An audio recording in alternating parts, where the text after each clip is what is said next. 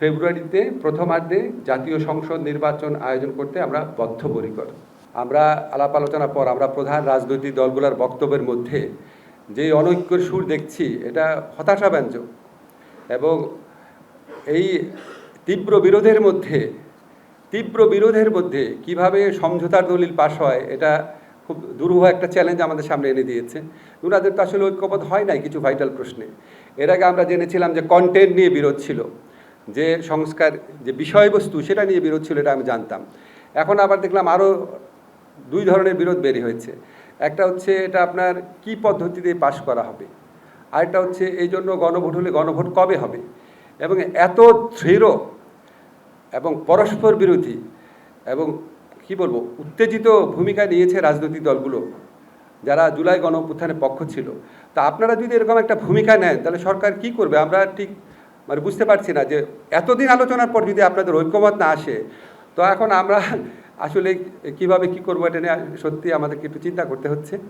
আজকে আমাদের এমনি জেনারেলি একটা আলোচনা হয়েছে যে অনৈক্যের বিষয়গুলো। একটা হচ্ছে আপনারা জানেন ঐকমত্য কমিশন দুইটা বিকল্প দিয়েছে।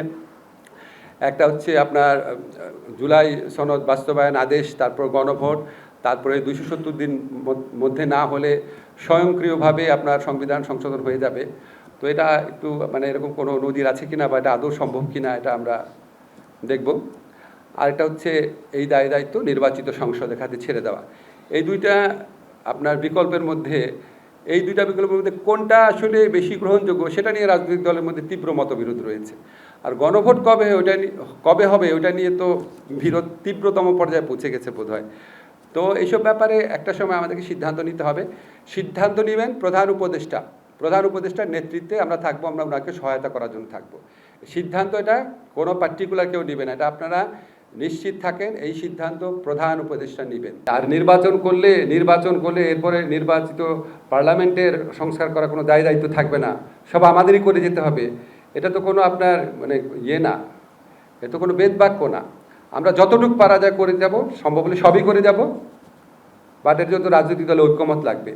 আর নির্বাচন হয়ে গেলে আমাদের তো থার্ড যে পন্থা আছে সেটা তো হচ্ছে একটা নির্বাচিত সংসদ, একটা আপনার কনস্টিটিউয়েন্ট সংবিধান সংস্কার সভা হিসাবে কাজ করবে। তো ওনাদেরও তো দায়িত্ব আছে। কাজে এটার সাথে এটা আমরা রিলেট করে দেখছি না। ফেব্রুয়ারিতে প্রথমার্ধে জাতীয় সংসদ নির্বাচন আয়োজন করতে আমরা বদ্ধপরিকর।